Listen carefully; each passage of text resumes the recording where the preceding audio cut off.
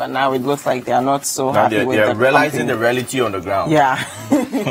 Ghana Health Service to entice doctors to 3 northern regions. That's a great story, and it's on page 16. I think we need more of our doctors in these regions, so it's important. And finally, ATL struggles to keep workers and pay their salaries. That story is also on page 20 of the Daily Graphic. Now let's take a look at the Ghanaian Times. The Ghanaian Times says big boost for young entrepreneurs, 2,000 to benefit from 30 million government training program, and also government traditional rulers must partner for development. Dialogue, not strike action. So this is coming from the health minister to the health workers, as we are fully aware that some are currently demonstrating. Yeah. Now let's look at the daily guide. We have common goals. Our president tells chiefs men's gold extends shut down and prosecuting corrupt officers. 6 cases sent to Amidu over massive fraudulent deals. Those stories are on pages 3 and 6. And 6 arrested for burning Ada Chief's corpse. I know we read the story earlier. Like, how do you burn a corpse in an ambulance? We're already complaining we don't have enough ambulance. Like, who burns corpse to begin with? So I'm glad they are arrested. And 2 grabbed over we in speaker. So yeah. Put the we in a speaker, eh? Yeah, wow. But isn't it weed? Why do we call it weed? Weed. No, we. It's weed, actually. We. I think the English word is weed. But why do we take the D off? We is also weed. Okay. But it's bad, please. It's bad. Now, the Chronicle says... Well, some countries actually is interesting. Yes, I think. Yeah. South Africa, I think. Some part of Netherlands. Yeah. Anyway, but it's still bad. Yes. The Chronicle says Cabinet Forensic Audit Report 2018, how NDC CEOs looted national kitty. And some names have been mentioned here. Wadakon, Kojochumbuafo, Sedinam, Tamaklo, Achionu, Etal implicated. So the full story and excerpts of the report are on pages 2 and 3 this morning of the Chronicle. Also, depositors 10 guns on men's gold. Guns? Full story is on page 13. And finally, stop black market to save city. It's coming from Guta. Now let's take a look at the custodian. $3 million bust payment not fraudulent. That's coming from Harriet Amwa, and that story is on page 3. Ashanti MPP communicators back to work. That story is on page 2. End of warlord Charles Taylor. As Coney's family bootlickers scramble for his properties. That story is on page 3. Now let's take a look at the Daily Heritage. Bagre Dam disaster declares state of emergency. Security analyst tells government. Also, tension in Krowo Assembly. That story is on page 2. Also on page 2, JB Dankwamera case. Judge angry over delay tactics by AG's department. That's sad. That's really, really sad. I think the AG's department needs to be up and doing, because you're not necessarily punishing the convict.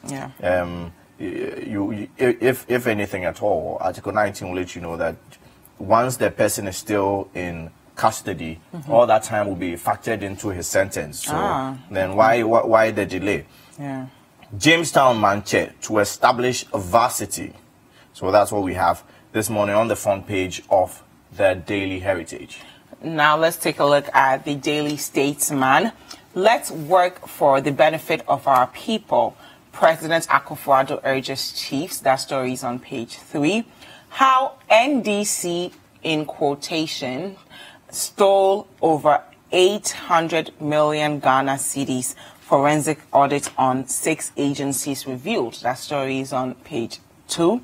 Government rolls out fresh job program. Over 2,000 young entrepreneurs to benefit. Now, the New Crusading Guide. The New Crusading Guide says Pilgrim Hill President Akufo-Addo and Baumia over 2018 had success, and also audit uncovers NDC rot. Mahama CEOs caught in shady deals. So the full story is contained in pages 3 and 10 this morning of the New Crusading Guide. And also Economy in Good Hands. It's coming from the Vice President of the land, Dr. Mahamudu Bawumia. He's telling Ghanaians to ignore the naysayers. And finally, teachers petition IOCO over deals between Concerned Teachers Union and Accountant General's Department. Now, let's take a look at some online stories. I'm reading from City Newsroom. ASEP backs calls for removal of some fuel taxes. That's on citynewsroom.com. Sam George condemns tax waivers for China's Star Times. And woman dies at Kolebu over no bed syndrome. Again? Family demands probe. This is so Again? sad. A 50-year-old woman died over this no bed syndrome. And it's not even been a year since the 70-year-old man passed away, and we've not made any progress. NPP won't allow a DKM experience. We'll crack the whip. That's coming from Honorable Kennedy Ejapon. And scrap special petroleum tax to bring fuel prices down. This is coming from the minority. Okay, now we have been joined in the studio by John Kumah. John Kumah is the CEO of NEIP. Good morning and welcome to Breakfast Daily. Good morning. How are you? I'm fine. And you too? We're good. You've been doing a great job. Oh, thank Keep you. it up. You haven't been here in a while. Yes, I've been watching from far.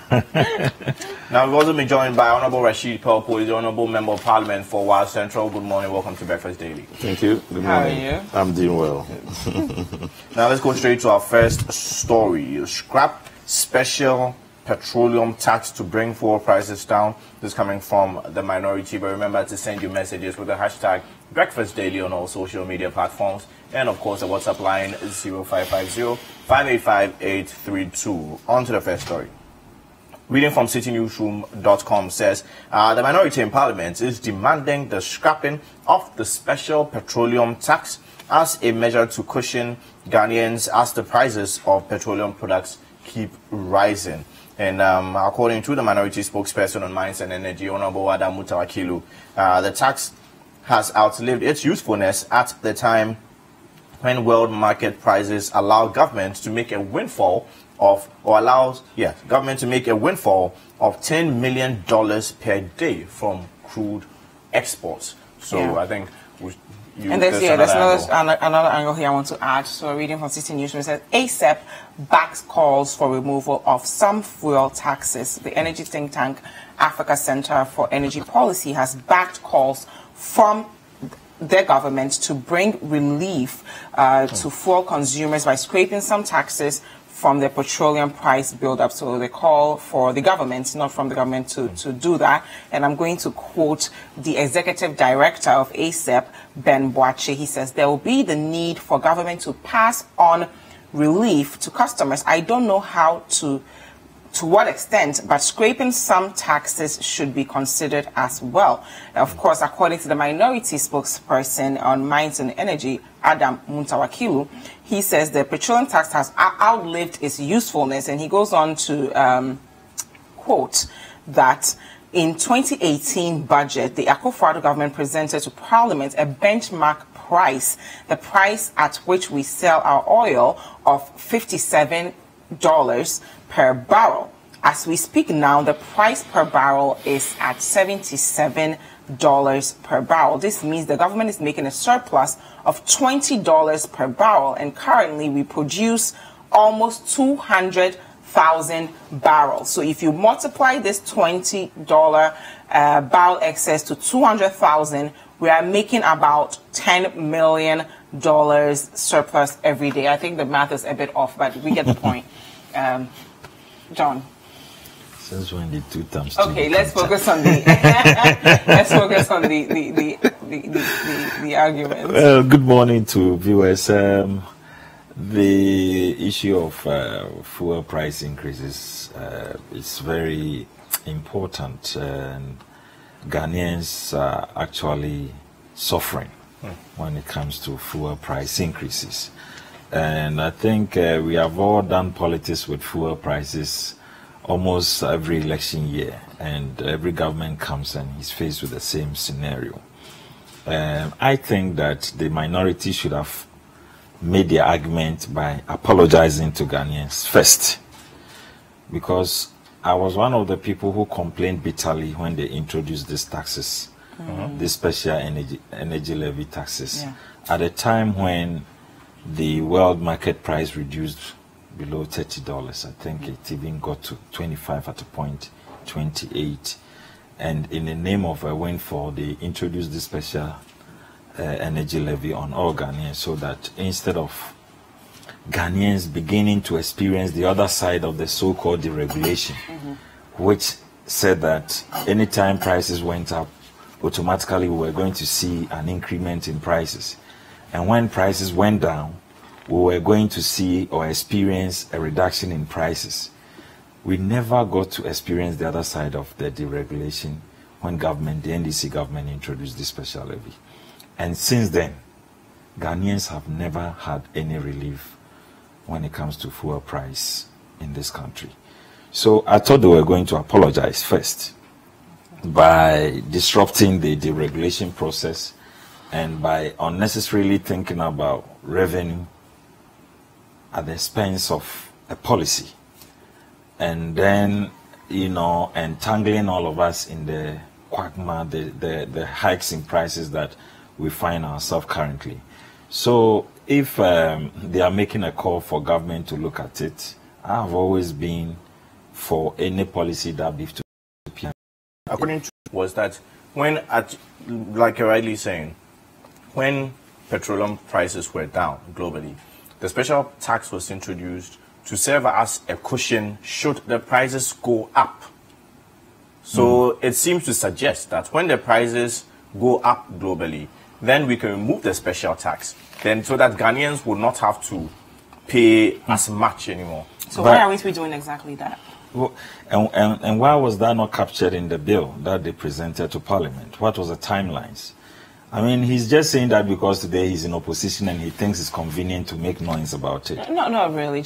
I think it's unfair to make such statements, because fuel prices, no matter what political party you belong to, you're affected by it. Right? Yes. So let's try and understand what exactly is going on without even the politicizing of it. Yes, but if the foundation argument he's making was correct, why didn't they remove it in 2016?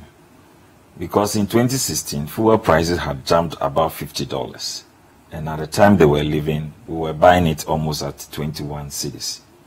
So why didn't they remove it the following year when the prices jumped from below 30 to about 50?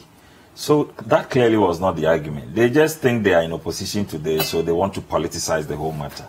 But if there are any problems and consequences we are all suffering as a result of that policy, it's the NDC's making. And that's why I'm saying they should have apologized to Ghanaians for introducing such a burden on us, and then they can ask us to review it. But I am for the review if it can be done, because I think it is burdensome on Ghanaians to be paying high prices for fuel every time there is. And I don't like it where we have introduce a policy called deregulation, and the only thing we experience every time is increases in prices. We never get to see the other side of deregulation. Then why are we deceiving ourselves that we have a deregulation policy in the country? We don't. It is always one form or another to raise extra taxes from people and to make the people suffer. Well, I agree with them. I didn't agree with that tax in the first place. If they are asking without even apologizing for it, if they are asking for review of it and it can be done, I will enjoin the stakeholders to look at it and see how they can do something to bring relief to every Ghanaian. We really need to do something about this pricing of fuel in the country. I think there have been a few decreases, but they were quite negligible. But I think, I mean, you can't compare that to the kind of experiences. And the only opportunity we had to show to Ghanaians that there's another side of the regulation, we missed it by introducing these huge special energy levy things onto the pricing. Yes. So I have never been a fan of deregulation. I don't even want to But then hear. 2 years down the line, these taxes are still Yes, on but petroleum. that is what I'm saying. We have brought it upon ourselves. And once you make it part of the revenue stream of government, it becomes difficult to take it out. Because Even it if means, the people are suffering? yes, but that's why now we are all asking government to review it. But not those who brought it upon us in the first place to become hypocrites and hypocritical about it and say remove it, this is not the use. If that was not the use, then they should have removed it in 2016. Okay. Thank you, Honorable. Well, good morning to everybody. First of all, let me agree with him that these taxes that they have imposed are making Ghanaians very uncomfortable and people are suffering. I'm agreeing with him. Let me also agree with him that by a decision by governments, these taxes can be removed. Oh, yeah. The past government is no longer there. If there's a need for anybody to be blamed for not removing it, it can't be NDC. It must be this government. But let me correct an impression. In 2015, when we made the budget, the estimation for the estimated revenue we expected was based on the price of petroleum, which was pegged at $97 per barrel. And in the ensuing year, 2016, the fuel prices came down to $28. And there was a huge gap between what was expected and what the reality was. The only thing we could do was to have this stabilization tax to ensure that we shore up the budget, we maintain a certain level, and it is renewable. It has a sunset clause, renewable every year. And they criticized it and said this was not necessary. They can bring fuel prices down drastically if they want. And by some providence, they have won. And they kept it 2017, they're keeping it 2018, in the foreseeable future, 2019, they are keeping it. Including other taxes still counting, put on petroleum, and increasing the burden of the Ghanaian. If this is a responsible government that wants to reduce the burden of the people, I don't think you can find it in MPP, because I don't see what they are doing about it. It's a lazy way of making money. In fact, it's paining that all the campaigning they have done about protecting the public purse, increasing employment through the private sector, etc., none of them appear to be doing any good to us at all. And the painful thing is the taxation, which they said they will reduce, nuisance tax, this, that, that. They have gone behind to increase taxes in almost everything. And petroleum is the one suffering, and it has a ramification effect on everything we do. And yet, they still find it convenient to say it's NDC. I think that Ghanaians should be more discerning than that. You know, you have been given the mandate. You have been asked to correct what they thought was wrong. To go back and blame the past is irresponsible. And I think that the media and the people should be on them, question them, ask them why they failed Ghanaians, why they deceive Ghanaians. To deceive people into power is not sustainable. And that's what we are seeing. In every facet of government policy, you see people protesting, you know, including their own people.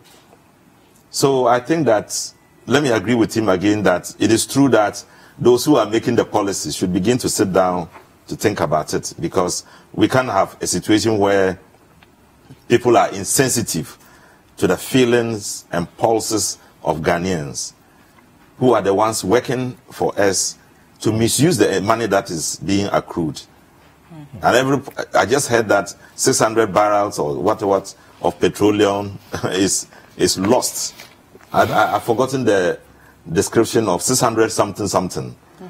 It's lost, and they are saying that, oh, it has evaporated. 600,000 liters of 600,000 liters of petroleum has evaporated from bust. Can you imagine that?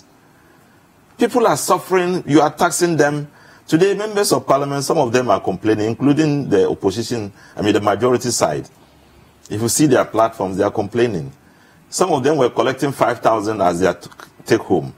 Now they are collecting 2,000 something after the 36% levy of income tax of people above 10,000 is put on them. So when Mensa Otabil said that, what they call free education, the tax that was put above 10,000 caused their salaries to move from 5,000 to 2,000. No, some of them took loans and have some commitments. You have commitments, your caucus, majority, minority caucus, you pay like 10,000 Ghana cedis or 1,500. You have your vehicle, you pay 4,500. You have some other commitments. People have gone to take loans, 100,000 here, 200,000 here, because people are suffering. In the end, they take like 5,000. And when the income tax levy has come, it has gone to sweep away that 5,000, and they are now taking 2,000 something home. And everybody's crying.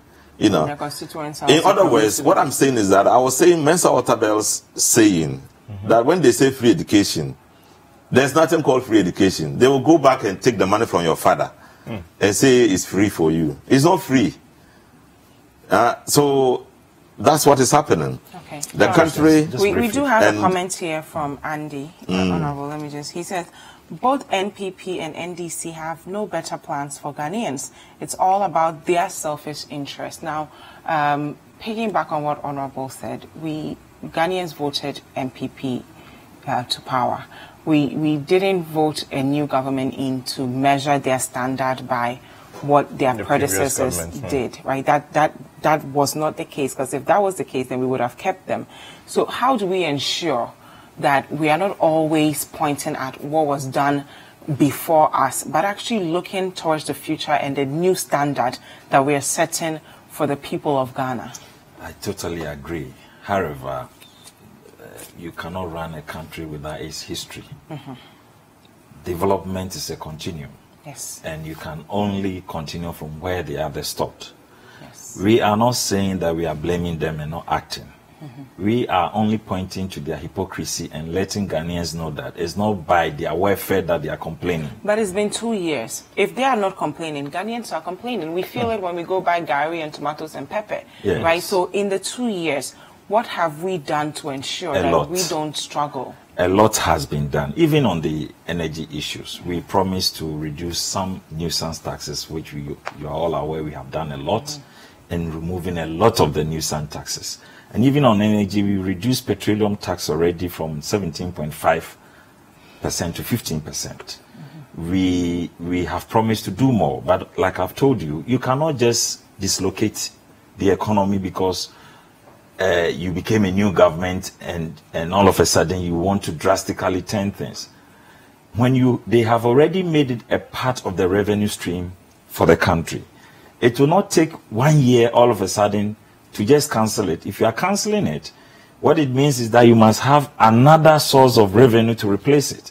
And so it is not an easy option. That's why we are pointing out to them that they have made it impossible for any government to immediately remove it from the tax revenue stream of government. Because you must know that government has already made projections taking into consideration all these taxes. Let me speak to your issue of projections. Now, on the issue of projections, let me just read, still reading from citynewsroom.com. I'm quoting Honorable Adamuta Akilu. He says, in the 2018 budget, I'm speaking to your projections, in the 2018 budget, the Akufo-Addo government presented to Parliament a benchmark price, the price at which we sell our oil, of $57 per barrel. So as we speak now, the price per barrel is $77 per barrel. That means that government is making in excess of, or a surplus of, $20 per barrel. And currently we produce about 200,000. So he's saying that based on this calculation, you're making about $10 million a day, $10 million a day. This is the surplus alone based on the difference. So per your projections, you're even expecting lower. You made your projection based on $58 per barrel. And now the crude is being sold at $77 per barrel. So there's a bit of an excess, about $20 per barrel that you're making. So ordinarily, you have even gotten excess. So to remove the special tax, for instance, should not be such a huge blow to your projections because you're already making excess. This is the funniest and weakest mathematical analysis I've heard about the Even energy if it's sector. I'm 4 coming. million. I'm coming. First of all, the foundation of the analysis is wrong. Yes, we sell oil, but Ghana is a net importer of oil. That's our status.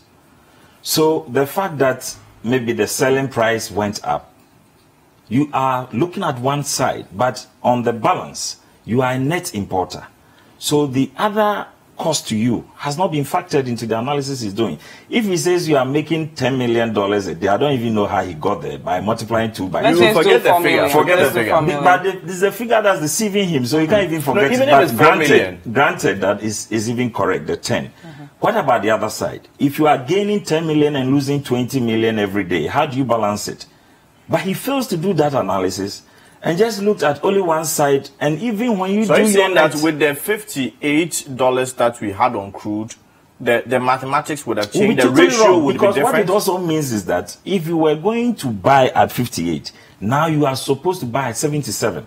And that is also coming at a huge cost to you. And if your net implies that you must import more than you can export, what it means is that you are losing and not gaining.